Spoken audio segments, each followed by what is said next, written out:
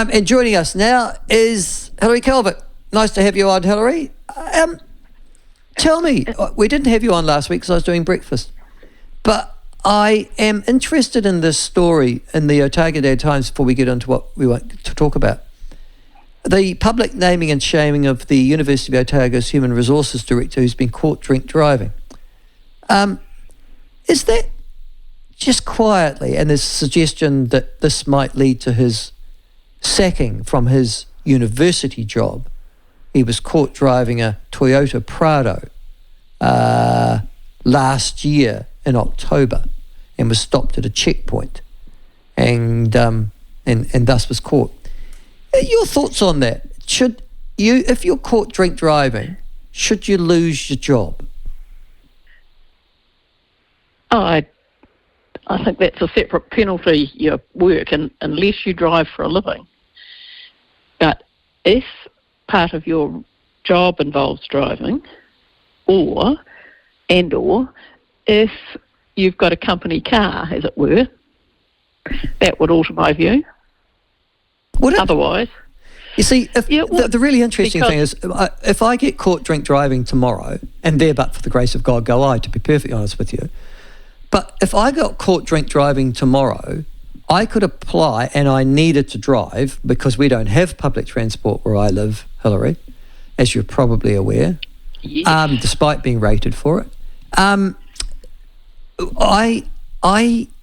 would apply to the court and get a dispensation that I could drive to work. So even though I'm disqualified from driving, for drink driving, if I still need to drive as part of my work, I can get that dispensation almost automatically, can't I?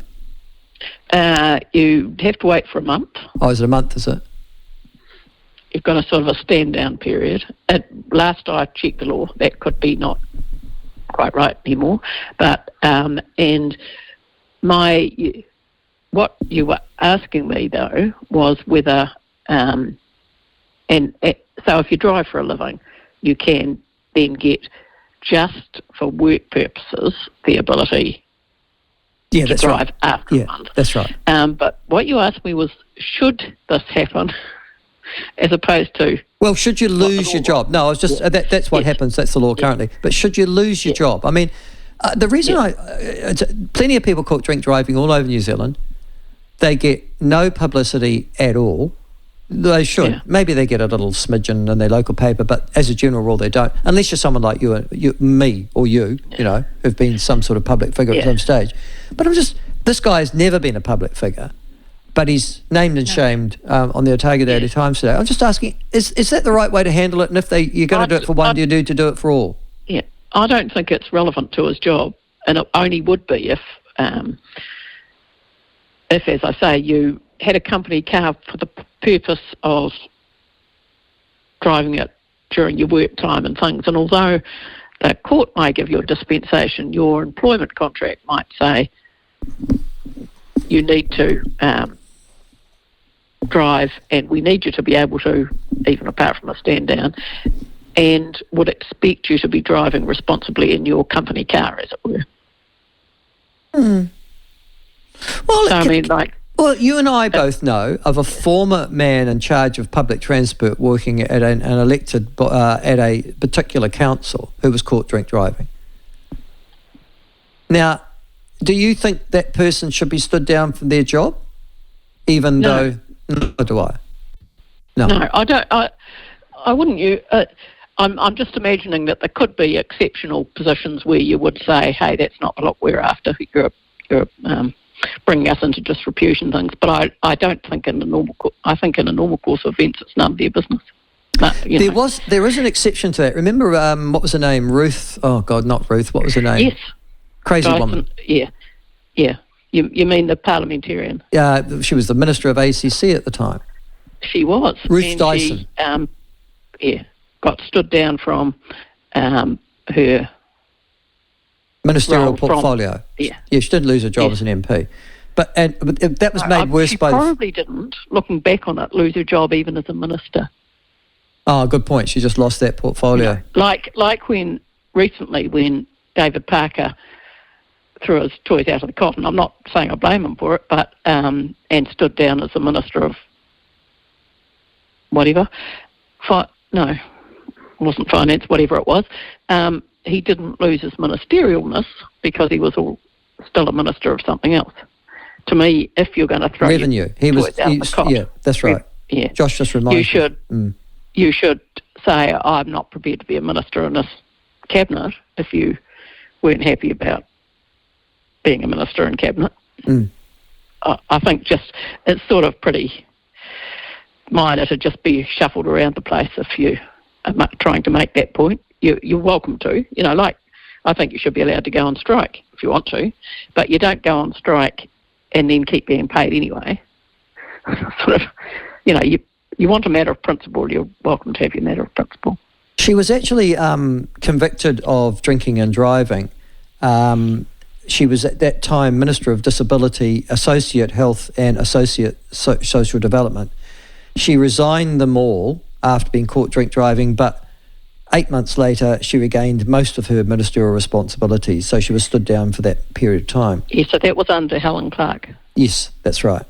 Well, Helen Clark would do that with a minister. You see, you have to admire that she had a more controlled version of you will do ministerial what you responsibility. ought to as a minister. Yeah. Yes, whereas this year, when we've seen a whole lot of ministers falling off the edge, there's been no discipline about the whole process, has there? It'll be interesting, yes. Now, Friday, big day. We'll finally get the composition of Parliament. Yes. Can I just, from you, as somebody who's been an observer of all things political for a while, get your view on what you think the specials will deliver? Will they deliver less seats to National and ACT and more to potentially the Greens and Labour, or will they confirm the status quo, or vice versa? Well, I don't think they'll make a huge lot of difference, because in this case the specials are mostly special, I think, because they're somebody not in the electorate and voted early or something. Because half of them are being voted early, there are a different lot of specials. Back in the day when specials were more special, they tended more to favour the left, standardly. But I don't know whether they do now. But there's not many on the margin, and I don't think they'll all disappear. And I don't, because you've got the two bits, of course. You might change a couple of seats around, but then if you haven't changed the proportionality, then it hasn't made any difference. Yes, well, they have traditionally individuals tended to favour the left, but the left won the last two elections. So you could say, well, it simply went with whatever the trend was. This trend, though, was against the left in general rules. So, yeah, you might say that they could even favour potentially the centre-right, do you think? Yeah, or if you could, what the market would call it as a correction. You could argue that the last election was a blip. Yeah. And that this is returning it more to, business as usual, as it were. I'm also interested, though, you're stating that you think early people who are travelling and things like that, so casting a vote.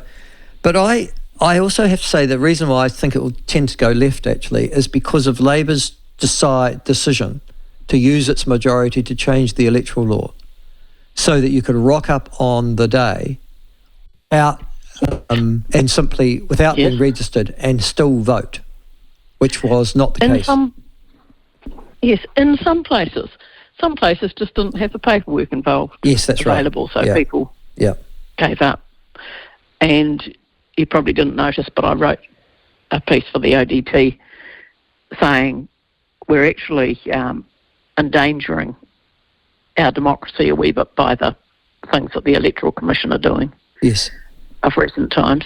They used to just be a background noise, as they ought to be, just carrying out our democracy. But some of the stuff recently has actually favoured one side or the other. Like, we used to think boundaries tended to favour somebody or another, and we would bicker about them and criticise them if you knew much about it and say, they weren't quite fair or something, sort of like a referee's decision. But once you start doing things like closing down booths,